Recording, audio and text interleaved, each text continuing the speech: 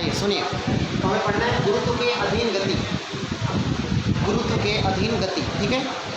तो गुरुत्व के अधीन गति में क्या होगा ये बताइएगा। ये मार्कर इस समय गति कर रहा है, छोड़ा मैंने तो गति कर रहा है, तो किसके ये नीचे क्यों आ रहा है? क्योंकि अर्थ इसको अपनी तरफ अटैक कर रही है। इसका मतलब है गुरुत्व के अधीन गति कर रहा है, पृथ्वी के गुरुत्वाकर्षण के अधीन, मतलब उसके अंतर्गत गति कर रहा है। तो इसलिए सभी वस्तुएं जो पृथ्वी के अधीन गति करते नीचे आती हैं, उसके गुरुत्वीय क्षेत्र के कारण गति करती हैं, तो क्या कहलाएगी? उनकी गति क्या कहलाएगी? गुरुत्व के अधीन गति। जो पृथ्वी के कारण गति, इस समय बताइए रुका है कि नहीं? लेकिन मैंने इसको छोड़ दिया, नीचे फेंका नहीं मैंने, लेकिन फिर भी गति करना प्रारंभ कर दिया। क्यों? क्योंकि ये गुरुत्व के अधीन गति कर रहा है। सही है। अच्छा, तो गुरुत्व के अधीन गति में हमें किसी वस्तु के गति के समीकरण के लिए क्या क्या स्थितियाँ होंगी, मतलब गति के समीकरण जो हमने 3 पढ़ रखे हैं उसमें क्या क्या परिवर्तन करना पड़ेगा अगर हम इसके लिए गति पढ़ेंगे तो गुरुत्व के लिए। तो एक बात रहेगा, इसमें 2 स्थितियाँ संभव है। पहली बात, गुरुत्व के अधीन गति में 2 स्थितियाँ होती हैं, 2 स्थितियाँ संभव है।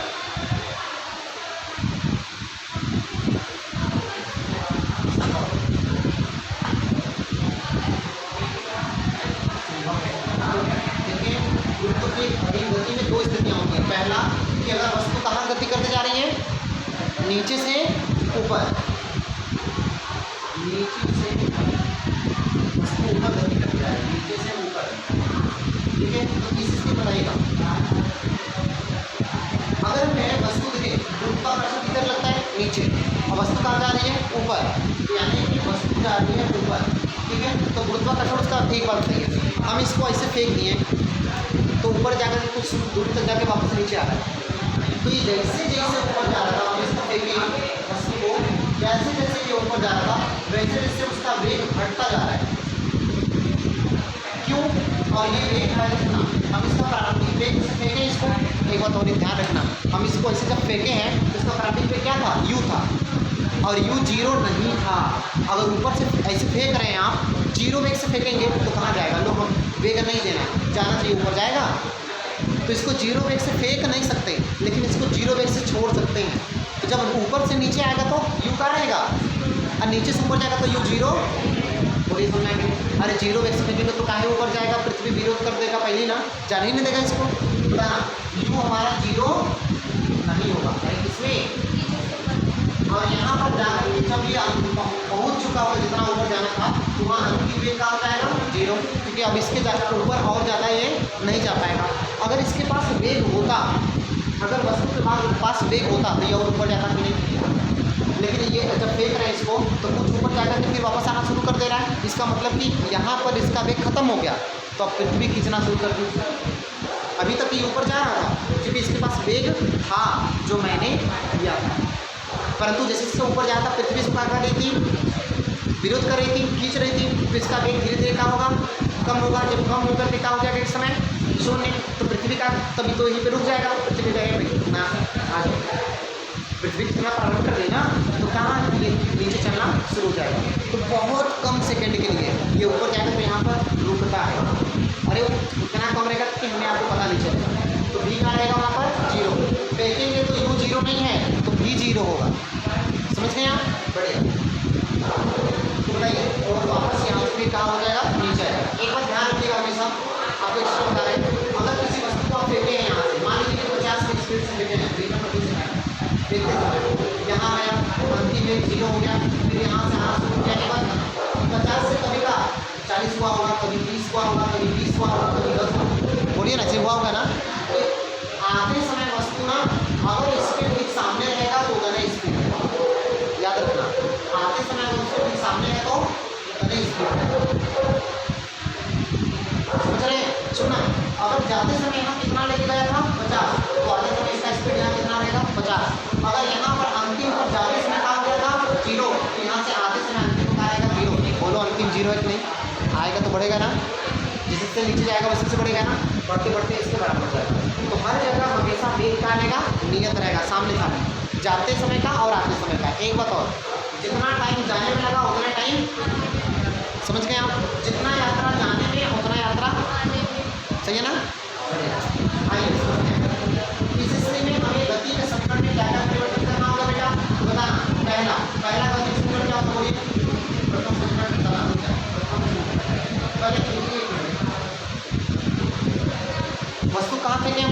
ऊपर, तो उसके वेग में परिवर्तन जो होगा उस वेग में परिवर्तन क्या कहेंगे? त्वरण। वेग में परिवर्तन क्या कहेंगे? त्वरण। अगर वस्तु ऊपर जा रही है तो उसका त्वरण वेग परिवर्तन मतलब उसका वेग बढ़ेगा कि घटेगा? अगर वस्तु को ऊपर आप फेंकेंगे तो उसका वेग जैसे जैसे ऊपर जाएगा बढ़ेगा कि घटेगा? घटेगा। जब वस्तु का वेग घटता है तो पॉजिटिव त्वरण कि निगेटिव त्वरण? धनात्मक कि ऋणात्मक? ऋणात्मक। इसलिए इस स्थिति में ए बराबर क्या रहेगा? माइनस जी।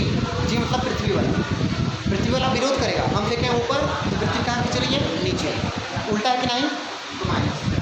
और एक मिनट एक्स क्या होगा? विस्थापन। लेकिन यहाँ पर विस्थापन ऊपर या नीचे है तो उसका कहते हैं हम लोग ऊंचाई। बोलिए ना, मैंने कहा था विस्थापन अगर ऐसे होता है दूरी में ऐसे, उसको कहते हैं हम लोग विस्थापन कहते हैं। लेकिन अगर वाई एच पे होगा तो उसको कहेंगे हम लोग ऊंचाई। सुना आप? तब बताइए गति का पहला सूत्र। पहला केस है, स्थिति है ना बेटा, ये स्थिति 1 है ना, ओके ना। अब जरा मुझे बताइएगा प्रथम समीकरण में क्या का प्रयोग करेंगे? बोलिए v बराबर क्या होता है? u plus at। चलिए ये मत लिखिएगा, बता भैया लिखिएगा तो बताइए v u a ये जगह बोलिए तो माइनस माइनस ये माइनस रहेगा ना, समझ में आया कि नहीं बताइए? आया? चलिए दूसरा वाला बताइए क्या होगा? दूसरा होता है x equal to ut plus at square. x की जगह बोलिए माइनस ना, तो क्या रुको एक का मान बोलिए माइनस।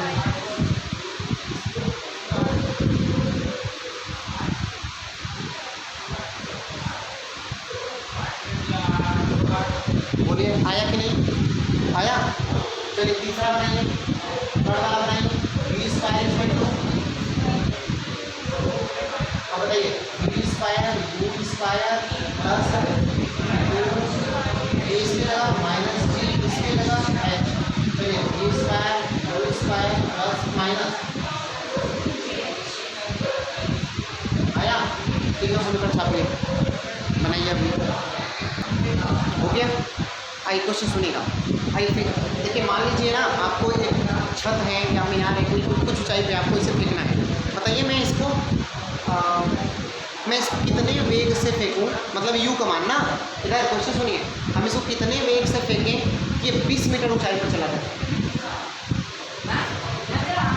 क्वेश्चन क्या है? हम कितने वेग से फेंकें, यू का मान बताइए कि एच कितना हो जाए? 20 मीटर। ठीक है ना? हम इसको कितने वेग से फेंकें कि ये 20 मीटर तक जाए? ठीक, तो अभी हमें ये लगाना है। आइए देखिए, ओके ना? हटाइए इसको, नीचे से ऊपर का है ना क्वेश्चन, तो नीचे से ऊपर जा रहा है ना। चलिए आइए,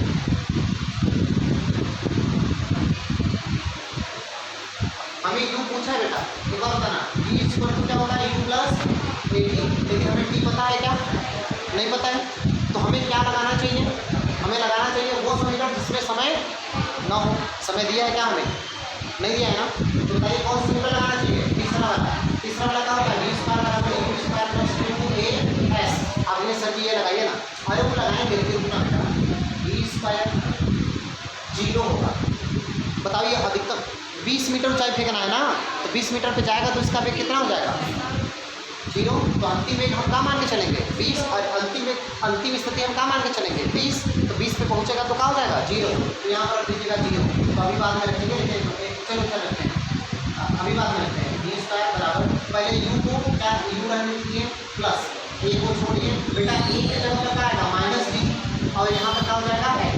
सही करें, बोल ये आगे करें। आपको याद नहीं करना है, याद नहीं करना, हमें तो याद ये करना है। तो माइनस होगा कि प्लस वो देख लिया जाएगा, हम आपको पढ़ा चुके समझा चुके हैं ना बेटा। तो आप ये याद करने की कोई जरूरत नहीं है, याद मत करना, बस बनाने आना चाहिए आपको ना। जरा मुझे बताइए t का मान जैसे ही अधिकतम ऊंचाई पर वस्तु पहुंच जाएगा, यहाँ पहुंच जाएगा, ये 20 मीटर है मान लीजिए h बराबर, तो यहाँ पर क्या हो जाएगा? 0। यहाँ पर u का होगा कितना? नहीं कुछ वही पूछा है ना, बताइए इसका क्या करिए? 0 बराबर u स्क्वायर माइनस 2 g का मान कितना लेना है? 9.8 या फिर 10। क्वेश्चन में दिया है 10 तो 10, नहीं दिया है कुछ को निकालेंगे 9.8। 9.8 कितना ऊंचाई कितना है? 20। बेटा हो जाएगा तो बताना, या तो हम यू स्क्वायर बराबर इसको कर देंगे, तो 20 गुना 40 इंटू 9.8। समझ में आया कि नहीं बच्चा? अरे माइनस वाला पूरा उधर ही जाएगा तो प्लस नहीं हो जाएगा, तो यू स्क्वायर बराबर ये पूरा, तो यू स्क्वायर बराबर ये पूरा नहीं बताना, जीरो इसको जाके कितना जाएगा 4 इंटू 9 प्लस 98। बोलिए ना, पूरा करने आता है बेटा? अच्छा अच्छा, अगर मैं चाहूँ तो यू इंटू यू लिख सकता हूँ, तुम इंटू तुम बराबर तुम स्क्वायर है ना? ए बेटा इधर ना, यू 2 बार लिख सकते हैं ना, 4 को मैं क्या लिख सकता हूँ, इसको क्या लिख सकता हूँ 98।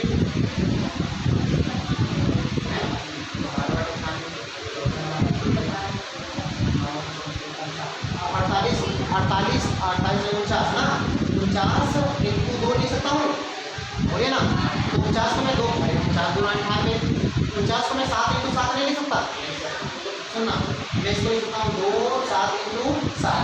ए बेटा u का मान कितना आएगा, एक बात बताना, 2 को हम क्या लिख सकते हैं, इस 2 को लिख सकता हूँ मैं, इस 2 को लिख सकता हूँ 30 में 2 इंटू 30 में 2, बोलिए ना। एक बात बताना, एक का तो जोड़ा बनाओ, एक कोई बताओ कितना आया, 2 30 में 2 इंटू 7 7 ना 14 30 में 2 इंटू फिर कितना 14 30 में 2। अब बताना u इंटू यू, एक का u का मान बताइए, हो गया? नहीं पूछा था, बोलिए ना। आप कहते गुरु जी ये क्या करवा रहे हैं, इससे गुणा करिए, उसके बाद एलसीएम निकालिए, u का मान समझ रहे हैं ना, वैसे लगवाइए, कोई बात नहीं है, वही चीज़ है ये। तो कितना स्पीड से लेंगे बोलिए, 1 मिनट 14 इंटू रूट 2 का वैल्यू कितना था 1.414, जिसका गुणा कर लेंगे लगभग 1.5 है, 14 1.5 कितना आएगा, 14 का आधा होता है 7 7 गुना 14 7 14 21 के आसपास आएगा ना, 7 के कितना 21 से कुछ कम में आएगा, 20 दशमलव कुछ करके आएगा, ताकि पूरी तरह से 1.5 नहीं है। आया कि नहीं बेटा बताओ? तो इतना स्पीड से इसको फेंका जाएगा ना, मीटर प्रति सेकेंड। ओके बढ़िया, सुनाया? तो क्वेश्चन लिखिए, क्वेश्चन लिखिए, नहीं हम बोल रहे हैं ना, क्वेश्चन लिखिए। किसी वस्तु को कितने वेग से फेंकें, कितने वेग से फेंकें कि आगे से रहेगा कि वह 40 मीटर ऊंचे, 40 मीटर ऊंचे, नहीं अभी छोड़िए, हम दूसरा क्वेश्चन बोल रहे हैं। 40 मीटर ऊंचे मीनार की चोटी, मीनार की चोटी पर पहुंच जाए, पर पहुंच जाए, ठीक? मतलब कि पड़ोसी के छत्ते पे अगर चिक्का मारना है, समझ गए ना, पड़ोसी के छत्ते पर चिक्का मारना है, चिक्का समझ रहे हो, पत्थर मारना है, पड़ोसी के छत्ते पर पत्थर मारना है, तो पहले फिजिक्स लगा लेना, कितना स्पीड से मारे पड़ोसी सब फूट जाए ना, ठीक है? अच्छा दूसरा क्वेश्चन ये लगा लेंगे आप, ये होमवर्क दिया मैंने ना, हाँ ये होमवर्क है।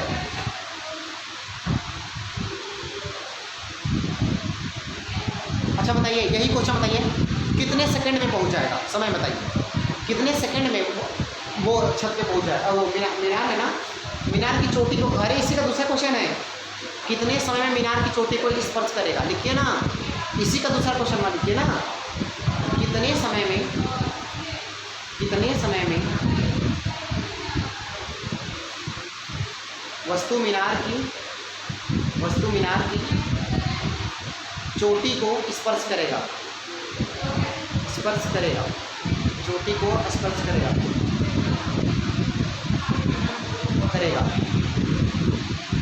अब मुझे आप लोग बताएंगे कौन सा समीकरण लगाना चाहिए इसमें, पहला दूसरा तीसरा कौन सा, नहीं पहला तो तीसरा लगेगा ना, तो ठीक, अब कौन सा लगाना चाहिए, तीसरा या दूसरा, दोनों से लग जाएगा, हाँ किसी से भी लग जाएगा। और हाँ ब्रैकेट बाहर बगल में लिखिए, जी का मान 10 लेना है, मैं आपको कह दे रहा हूँ, जी बराबर 10 मीटर प्रति सेकेंड स्क्वायर, ये लेना है, सेकेंड स्क्वायर।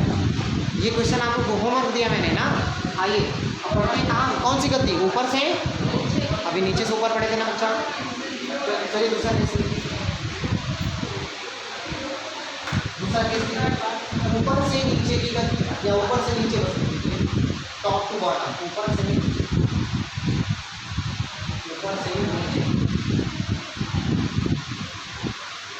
ये केस टू है बच्चा, ऊपर से नीचे। एक बात बताएं आप, इधर सुने, अगर किसी वस्तु को यहाँ से छोड़ दिए आप तो यू का है और v जीरो नहीं होगा, समझ गया ना इस बात। आइए एक बात बताना, जब हम इसको नीचे छोड़े हैं तो इसका वेग धीरे धीरे बढ़ेगा कि घटेगा? पृथ्वी विरोध करेगी कि सपोर्ट करेगी? ये नीचे जा रहा है तो पृथ्वी इसको सपोर्ट करेगी कि विरोध करेगी? सपोर्ट करेगी। तो ए का मान क्या रहेगा? प्लस जी। उस पर क्या लिखे थे? माइनस जी। और इतना एस बराबर क्या रहेगा? एच भी रहेगा भाई, ऊंचाई का इतना कर तो चल क्या है, वायु पर ऊंचाई रहता है। तो बताइए मुझे यहाँ से मैं क्या लिखूँ? तो बच्चा बताइए, तो यहाँ से पहला समीकरण में क्या परिवर्तन करेंगे? तो प्रथम समीकरण, प्रथम समीकरण। तो v इक्वल टू होता है u plus A T.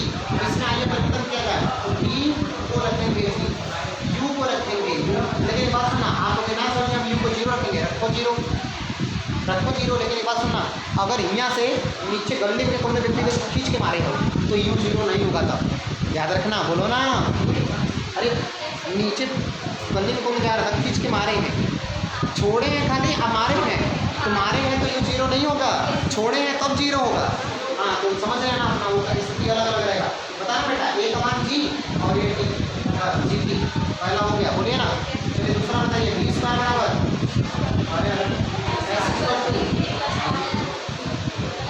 Plus half G T कर देगा। यहाँ क्या करते हैं, बोलो आया कि नहीं? तीसरा बोलिएगा, v स्क्वायर इक्वल टू ए की जगह जी एच, हो गया। चलिए छाप लीजिए, आइए क्वेश्चन करें। क्वेश्चन सुनिए, 20 मीटर, क्वेश्चन लिखिए, क्वेश्चन लिखिए। 20 मीटर ऊंची मीनार,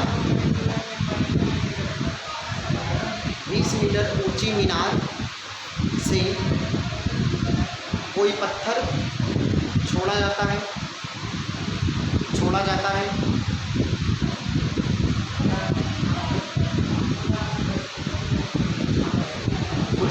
याद कीजिए, याद कीजिए, डैश दीजिए। पहला पॉइंट,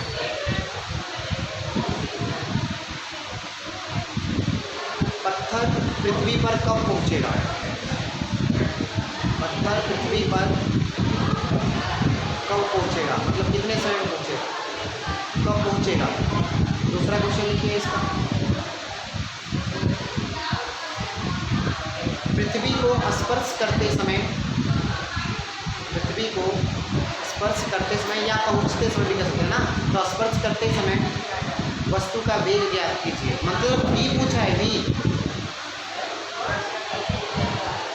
ज्ञात कीजिए। आइए देखिए, v ज्ञात कीजिए मतलब वस्तु को, अच्छा क्या लिखे, वेग ज्ञात कीजिए ना, वेग ज्ञात कीजिए। अब सुनना, इस क्वेश्चन का मतलब क्या होगा?